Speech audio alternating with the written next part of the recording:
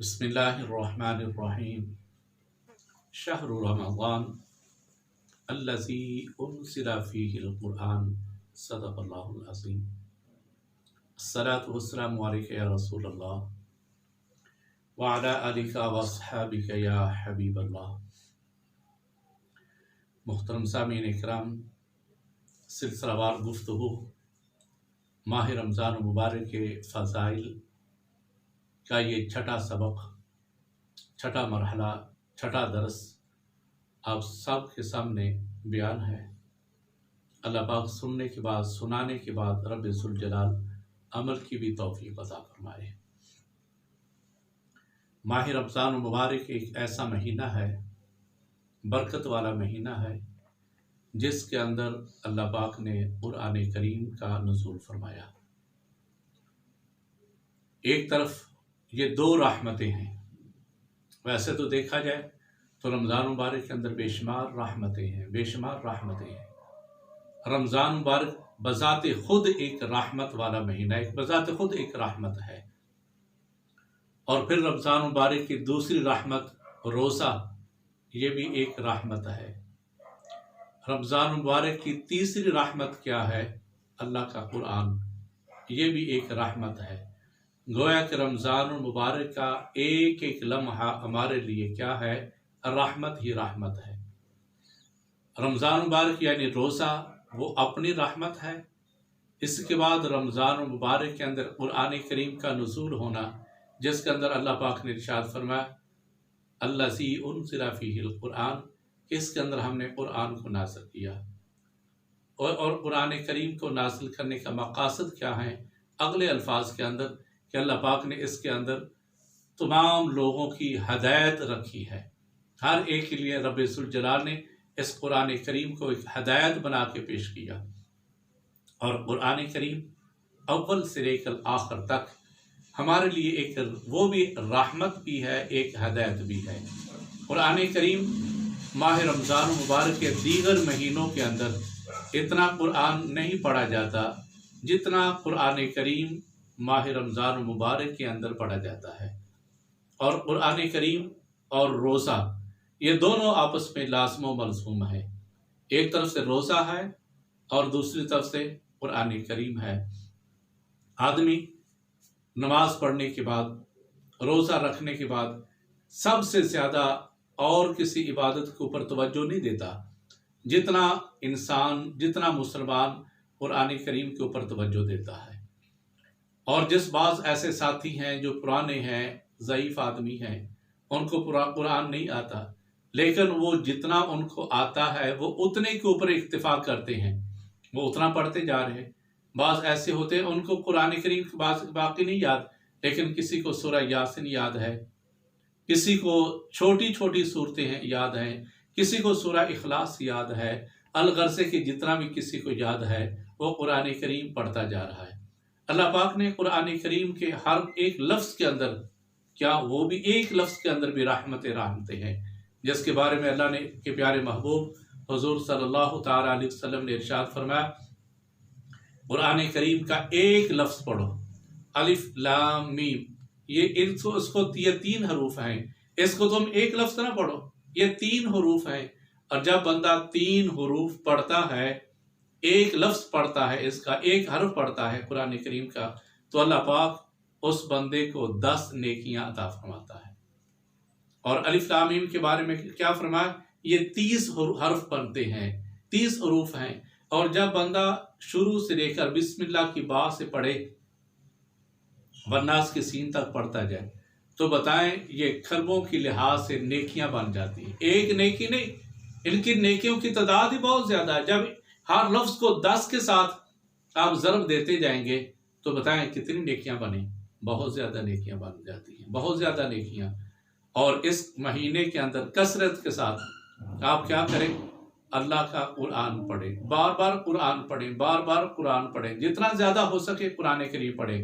سرکار دو عالم صلی اللہ تعالیٰ علیہ وسلم کا فرمان عالی شان، قیامت والا دن ہوگا، اور قیامت والے دن دو چیزیں انسان کے ساتھ آ جائیں گی، دو چیزیں، اور یہ دونوں چیزیں اللہ کی بارگاہ میں بندے کی شفاعت کریں گی۔ شفاعت کا مطلب کیا؟ سفارش کریں گی، اور اتنی سفارش کریں گی کہ اللہ پاک ان کی سفارش کو قبول فرما کے بندے کی مغفرت بھی فرمائے گا، اور بندے کو رب ذوالجلال جنت میں اعلیٰ مقام بھی عطا فرمائے گا۔ پہلی چیز جس کے اوپر اللہ کے پیارے محبوب حضور صلی اللہ تعالیٰ علیہ وسلم نے ارشاد فرمایا، پہلی چیز جو آتی ہے وہ پہلی چیز کیا ہوگی؟ ماہ رمضان المبارک کا روزہ۔ اور ماہ رمضان المبارک کا روزہ اللہ کی بارگاہ میں، انسان جب اللہ کی بارگاہ میں حاضر ہوگا، گناہ گار ہوگا، تو روزہ اللہ کی طرف سے بندے کے پاس آ جائے گا، اور رمضان مبارک کا روزہ اللہ کی بارگاہ میں برابر شفاعت کرے گا۔ اللہ فرمائے گا اے روزہ اب تو کیا چاہتا ہے؟ اور روزہ آگے سے عرض کرے گا باری تعالیٰ اس بندے نے تیری رضا کے لیے روزہ رکھا، تیری رضا کے لیے اپنے ہاتھوں کو محفوظ رکھا، تیری رضا کے لیے اپنے ہاتھوں کے علاوہ اپنے پورے جسم کو، آنکھوں کو، کانوں کو، پاؤں کو اسی انداز میں ہر ایک زاویے کے اوپر یہ عمل کرتا رہا۔ اللہ فرمائے گا تو کیا چاہتا ہے؟ تو روزہ کہے گا باری تعالیٰ میں یہ چاہتا ہوں اب تو اس بندے کی مغفرت فرما دے۔ اللہ پاک اس کی سفارش کو قبول فرما لے گا۔ اور اس کے بعد قرآن کریم، یہ قرآن کریم قیامت والے دن ایک حسین و جمیل نوجوان کی صورت میں یہ رب بندے کے ساتھ آ جائے گا اللہ کی بارگاہ میں۔ اب یہ برابر کیا کرے گا؟ سفارش کر رہا ہوگا۔ قرآن کریم برابر بندے کی مغفرت کے لیے اللہ کی بارگاہ میں التجا کر رہا ہوگا۔ کتنی التجا، بہت زیادہ التجا۔ اللہ پاک فرمائے گا اے قرآن کریم، جو کہ اس وقت ایک حسین و جمیل نوجوان کی صورت میں بندے کے ساتھ کھڑا ہوگا۔ اللہ فرمائے گا اب تو کیا کہنا چاہتا ہے؟ تو یہی قرآن کریم جس نے کل قیامت والے دن ہمیں بخشوانا ہے، ہماری مغفرت کروانی ہے، یہی قرآن کریم اس وقت اللہ کی بارگاہ میں عرض کرے گا باری تعالیٰ تو خوب جانتا ہے کہ یہ روزہ بھی رکھتا تھا اور تیرے اس کلام کی کثرت کے ساتھ تلاوت بھی کرتا تھا، بلکہ پورا دن یہ تیری تلاوت، قرآن کریم کی تلاوت کے اندر اس کا گزر جاتی تھی۔ رات کے وقت بھی باری تعالیٰ یہ تلاوت قرآن کریم کے اندر مگن ہوتا تھا، یعنی سب سے زیادہ باری تعالیٰ اس تیری کتاب کو پڑھتا رہتا تھا۔ اللہ فرمائے گا اب تو کیا کہنا چاہتا ہے؟ یہ تو پورے قرآن کریم کی بات ہی بہت زیادہ دور کی بات ہے۔ اگر کوئی بندہ غور سے خالی کسی لفظ کو بھی پڑھتا رہتا ہے، اللہ پاک کو اس کے صدقے بھی رب ذوالجلال مغفرت فرما دیتا ہے۔ اس دوران میں آپ کو ایک واقعہ سناتا ہوں جو کہ ایک چشم دید فوجی کا واقعہ ہے۔ میں جب تعلیم سے فارغ ہوا تو میرے اساتذہ کرام نے مجھے ایک ایریا چک جمرہ، ضلع فیصل آباد، وہاں میرے اساتذہ کرام نے میری ڈیوٹی لگائی پڑھانے کے لیے، قرآن کریم حفظ کروانے کے لیے، اور ساتھ مسجد کی ڈیوٹی۔ یہ دونوں الگ الگ ڈیوٹیاں، مدرسے کی ڈیوٹی الگ تھی اور مسجد کی ڈیوٹی الگ تھی۔ مجھے بھیجا، اور رمضان مبارک کا اس وقت 27واں روزہ تھا۔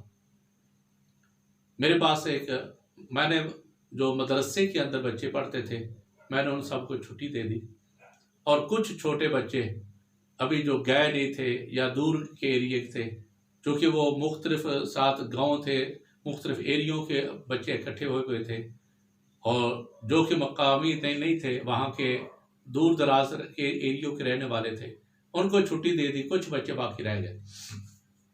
اور میرے پاس ایک فوجی آیا، کہتا ہے کار صاحب میں نے اپنے گھر کے اندر قرآن کریم پڑھانے کے لیے مجھے بچے چاہیے، آپ کے پاس جو کچھ ہوں آپ میرے پاس، میرے گھر کے اندر میں لے کر جانا ہے۔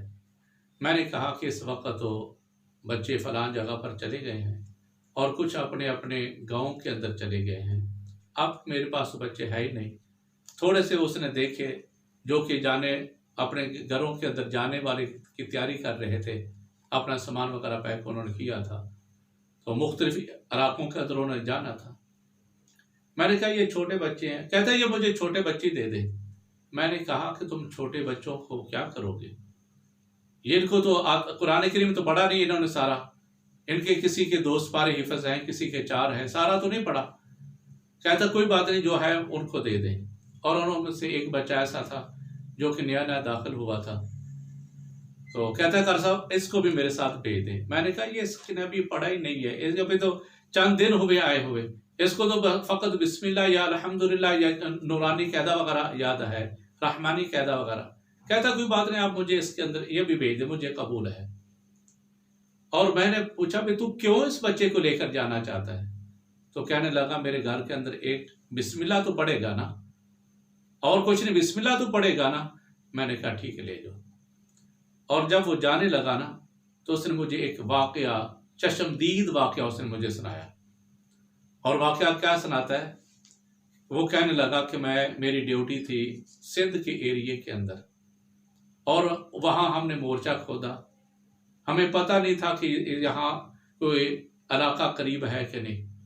ہم نے مورچہ بنا کے وہاں ہم نے رہنا شروع کیا۔ تو ہم نے جب مورچہ کھودنے لگے، زمین کی کھدائی کر رہے تھے، تو ہمیں اچانک وہاں سے ایک اینٹ پیچھے ہٹی، یعنی مورچہ کھود رہے تھے تو تھوڑی سی اینٹ پیچھے ہٹی، تو ہم نے کیا دیکھا کہ وہ اینٹ جب پیچھے ہٹی ہے نا، وہاں کوئی لاش مدفن ہے، اور وہاں ایک اینٹ پیچھے ہٹنے کی وجہ سے اس کی خوشبو اتنی پھیلی کہ پورے جنگل کے اندر، چونکہ مورچہ جنگل کے اندر بنایا ہوا تھا، کہنے لگا پورے جنگل کے اندر اس کی خوشبو آ رہی ہے۔ اور دور دراز خوشبو جب پہنچی نا تو ہم بڑے حیران ہوئے۔ صبح کا وقت ہوا، ہم نے دیکھا کہ وہاں ایک بوڑھا آدمی ہے جو کہ لیٹا ہوا ہے، اور اس کا کفن تک ابھی میلا نہیں ہوا، کفن بھی ابھی میلا نہیں ہوا۔ ہم بڑے حیران ہوئے، اور اس کی دوبارہ پھر تجہیز و تکفین کی ہم نے۔ اس کے بعد دوبارہ پھر ہم نے اینٹ کو رکھا، اس کی قبر کے اوپر مٹی ڈال کے ہم نے دوبارہ مٹی ڈال دی۔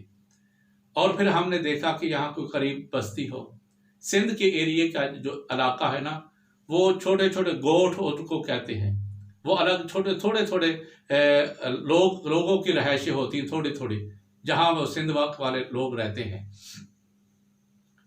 تو کہنے لگا ہم نے پتہ کیا، تو پتہ کرتے کرتے ہمیں پتہ چلا کہ یہاں جو قریب بستی ہے نا، ان کا یہ قبرستان میں سے ایک بندے کا یہاں انتقال ہوا تھا۔ جب ہم نے وہاں پتہ کیا تو ہم نے پتہ کیا یہ کس کی قبر ہے، تو پتہ چلتے چلتے ہمیں پتہ چلا کہ فلاں آدمی کی قبر ہے۔ جب ہم اس کے گھر کے اندر پہنچے تو اس کی عورت، چونکہ بیوہ عورت بوڑھی ہو چکی تھی، اور ہم نے اس سے پوچھا پتہ چلا کہ اس کا شوہر تھا۔ ہم نے اس عورت کے پاس جا کر گئے، پوچھا کہ بتا کہ تیرا شوہر کیا کام کرتا تھا، جس کی وجہ پوچھنے لگی تم کیوں پوچھتے ہو، کس وجہ سے پوچھ رہے ہو؟ تو ہم نے کہا کہ نہیں، ہم نے کچھ دیکھا ہے۔ جب ہم نے واقعہ بیان کیا تو انہوں نے کہا کہ میرا شوہر ان پڑھ تھا، اس کو قرآن کریم پورا نہیں آتا تھا، بس بسم اللہ اس کو یاد تھی، وہ ہر وقت بسم اللہ ہی پڑھتا رہتا، ہر وقت قرآن کریم کو اٹھاتا تھا، اس کو چومتا تھا۔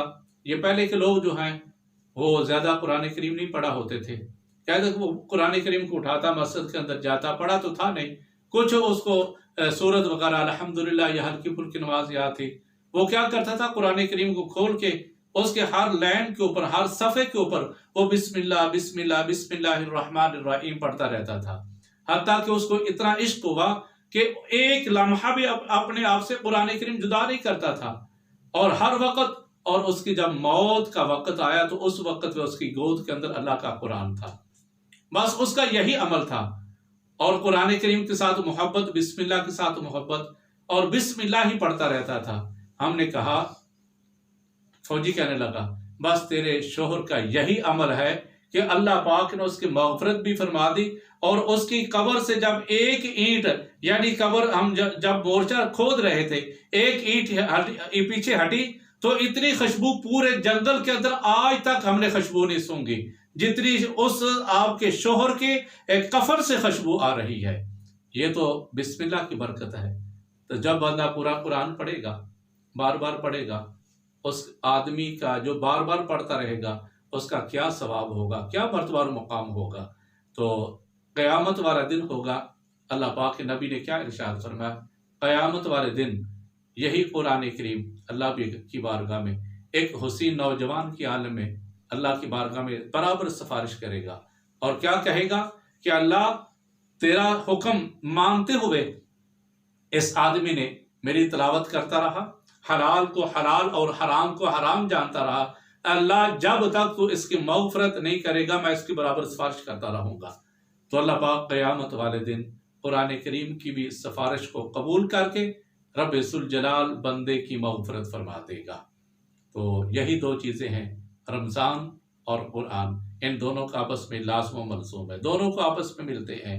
تو رمضان مبارک کے جو اس وقت ہمارے پاس لمحات ہیں، آپ کثرت کے ساتھ زیادہ سے زیادہ اللہ کا قرآن پڑھیں، جتنا ہو سکتا ہے پڑھیں، جتنا ہو سکتا ہے پڑھیں، اور یہی ہمارا عمل اللہ کی بارگاہ میں مقبول ہو کے اسی قرآن کریم نے ہماری مغفرت کروانی ہے، سفارش کروانی ہے۔